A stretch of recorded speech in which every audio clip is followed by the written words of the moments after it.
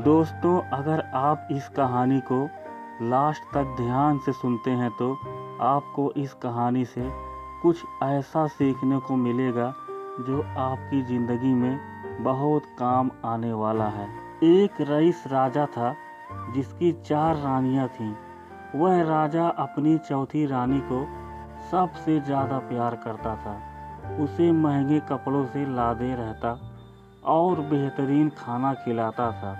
वह अपनी तीसरी रानी से भी बहुत प्यार करता था और उसका आसपास के राज्यों में बखान करता था, मगर उसे डर था कि वह एक दिन उसे किसी और के लिए छोड़ देगी। वह अपनी दूसरी पत्नी से भी प्यार करता था और वह उसकी हमराज थी। वह राजा के साथ हमेशा इज्जत और धैर्य के साथ रहती थी।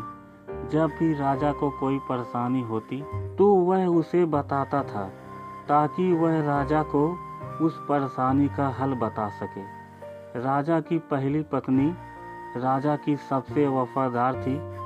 राज्य और उसकी दौलत बढ़ाने में बहुत मदद करती थी, मगर वह अपनी पहली पत्नी से प्यार नहीं करता था। एक बार राजा बीमार पड़ गया और उसे समझ आ गया कि उसके पास समय बहुत कम है।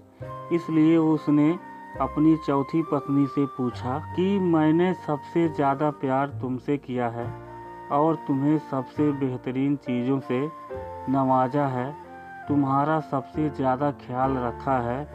अब मैं जब मरने जा रहा हूँ, क्या तुम मेरा साथ देने के लिए मेरे साथ चलोगी?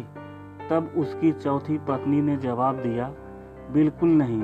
उसकी बात राजा के दिल में सुई जैसी चुभी। अब दुखी राजा ने अपनी तीसरी पत्नी से पूछा कि मैंने सारी जिंदगी तुमसे प्यार किया, अब मैं जा रहा हूँ, क्या तुम मेरे साथ चलोगी? नहीं, ऐसा तीसरी पत्नी ने जवाब दिया, मेरी ज़िंदगी बहुत अच्छी है और जब तुम मरोगे तो मैं दोबारा शादी कर लूँगी। अब राजा का दिल और बैठ गया और वह अब ठंडा पड़ गया था। फिर राजा ने अपनी दूसरी पत्नी से पूछा, मैंने हमेशा ज़रूरत के वक्त तुमसे मदद मांगी और तुमने भी हमेशा मेरा साथ दिया, लेकिन जब मैं मरूंगा क्या तुम मेरा साथ देने मेरे साथ आओगी? माफ़ करना, इस बार मैं तुम्हारी कोई मदद नहीं कर सकती। दूसरी पत्नी ने जवाब दिया, ज़्यादा से ज़्यादा मैं तुम्हें तुम्हारी कब्र तक छोड़ सकती हूँ। उसका जवाब बिजली की तरह राजा को लगा और वह बेहद दुखी हो गया। तभी एक आवाज़ आई, मैं आपके साथ चलूँगी और जहाँ आप जाएंगे वहाँ आपके साथ चलूँगी।